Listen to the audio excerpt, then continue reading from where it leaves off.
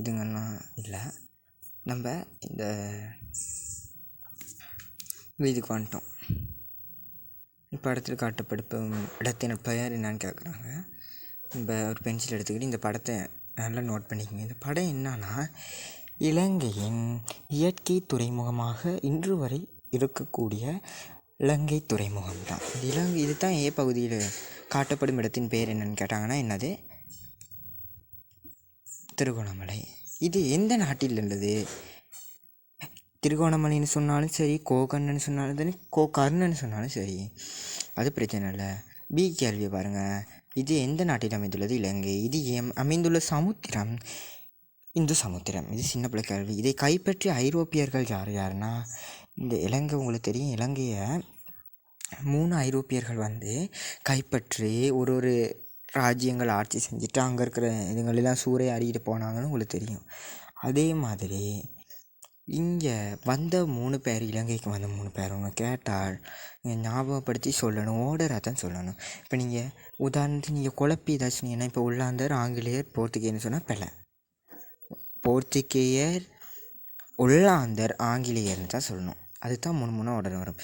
இதே ஐரோப்பியர் கைப்பற்ற காரணம், இலங்கையில் அமைவிட முக்கியத்துவம் காரணமாக இந்த ஐரோப்பியர்கள் இதாக சொன்னாங்க. மற்றும் இலங்கையில் கருவா உட்பட ஏனைய வர்த்தக பொருட்கள் இலங்கையில் கிடைக்கப்பெற்றமையால் இலங்கையை அவங்க கைப்பற்ற எண்ணியமை உங்களுக்கு குறிப்பிடத்தக்கது. சரி, இதை கைப்பற்றிய ஐரோப்பியவர்களில் இறுதியானவர் யார்னா ஆங்கிலேயர் அல்லது பிரித்தானியர்னு போடணும். சரியா? இவரின் பெயர் இதில் காட்டப்படுறவர் உங்களுக்கு தெரியும், 5ஆம் வில்லியம் அல்லது ஒரேஞ்ச் வில்லியம்னு. கியூ கடிதம் தொடர்பான பாடம், அதை நீங்கள் கொஞ்சம் விரிவாக வாசிச்சிங்க. நான் இன்றைக்கி சும்மா இந்த கேள்விகளுக்கு விட மட்டும் சொல்கிறேன். சரியா? இவரின் நாடு வந்து ஒல்லாந்து. இவர் 1794 ஆக்கிரமிப்பில் தப்பிச்சென்ற நாடு இங்கிலாந்து. சரியா? இவரால் எழுதப்பட்ட கடிதம் கியூ கடிதம். இவர் எழுதப்பட்ட கடிதத்தை பெற்றுக்கொண்ட ஐரோப்பியர் ஒல்லாந்தர். இவரால் எழுதப்பட்ட கடிதத்தை வாங்க மறுத்த ஆளுநர் பன் எங்கல் பேக். இவர் எந்த நாட்டை ஆக்கிரமித்த ஐரோப்பிய நாடு எது? இவரின் நாட்டை ஆக்கிரமித்த ஐரோப்பிய நாடு பிரித்தானியா. இவரால் எழுதப்பட்ட கடிதத்தில் உள்ள பிரதான விடயம், போர்த்துகீயரின் கீழ் இருக்கும் கோட்டைகள் ஆங்கிலேயருக்கு சொந்தமானது. நீங்கள் அதை மறந்துடுங்க. ஒல்லாந்தர்கிட்ட இருக்க கோட்டைகள் எல்லாமே இனி ஆங்கிலேயருக்கு சொந்தம். அதனால் அதை விரும்பாத பண்ணைங்கள் பேக்கு மறுத்து போரிடுறாரு. இது உங்களுக்கு பெருசாக தேவையில்லை, ஏன்னா இது இன்ன வரைக்கும் கேட்டுப்பட்டுள்ள. ஆனால் நம்ம அடுத்தது இது முக்கியமானதுகள் கொஞ்சம் பார்ப்போம். இது கொஞ்சம் டீப்பாக பார்த்துங்க. இது என்னன்னு சொன்னால், ஏ படத்தில் காட்டப்படும் மன்னரின் பெயர் ஸ்ரீ விக்ரம ராஜசிங்கனா. ஸ்ரீ விக்ரம ராஜசிங்கன். இவரின் ராஜ்யம் கண்டி ராஜ்யம். இவரின் மனைவியின் பெயர்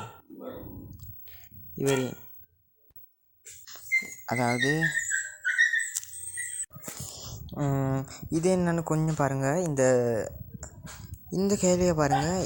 இவரின் ராஜ்யம் மீது ஆக்கிரமிப்பு செய்த ஐரோப்பிய நபர்கள்னு கேட்டாங்கன்னா அது ஒரு கேள்வி பிழையான வீடு. ஐரோப்பிய நபர்கள் நிறைய பேர் ஆட்சி செஞ்சாங்க. அது ஒரு பிழையான கேள்வி. அடுத்த கேள்வியை பாருங்கள். இவரின் காலத்தில் 1803 ஆக்கிரமிப்பு செய்த ஆளுநர் வந்து யாருன்னா உங்களுக்கு தெரியும், கடைசியாக ராபர்ட் ப்ரவுன்ரிக்கும், அதுக்கு முதல்ல தோமஸ் மைட்லன், அதுக்கு முதல்ல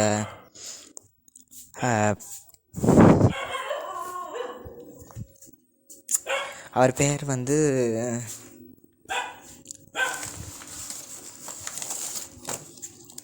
கொஞ்சம் இருங்க வரேன், அது எனக்கும் மறந்து போயிடுச்சு. 1803 நினைக்கிறேன். ஆளுநர் நோர்த் வந்து 1803 மெக்டோவல்ட தலைமையில் ஒரு போராட்டம், ஒரு ஆக்கிரமிப்பு நடத்துவார். அந்த ஆக்கிரமிப்பு சாதகமாக அமையலை. சரியா? 1803 கேட்டால் 1803 ஆக்கிரமிப்பு செய்த ஆளுநர் நோர்த். இவர் காலத்தில் 1815 யார்? ராபர்ட் ப்ரவுன்ரிக். இவரால் மரண தண்டனை வழங்கப்பட்ட மகா அதிகாரம். அதாவது இந்த படத்தில் காட்டப்படுற நபரால் தண்டனை வழங்கப்பட்ட மகா அதிகாரத்தை சேர்ந்தவர் 2ஆம் பிலிமத்தலாவ. இவரின் மரண தண்டனை வழங்கப்பட்ட மகா அதிகாரம்னா பிலிமத்தலாவ. அவரால் கொலை செய்யப்பட்ட பிரதானியரின் குடும்பம் எஹலபொலவின் குடும்பம். இவர் 1800 ஆக்கிரமிப்பில் பாதுகாப்பாக பின்வாங்கியிருந்த இடம் கண்டியில் நூறன்னு நினைக்கிறேன்.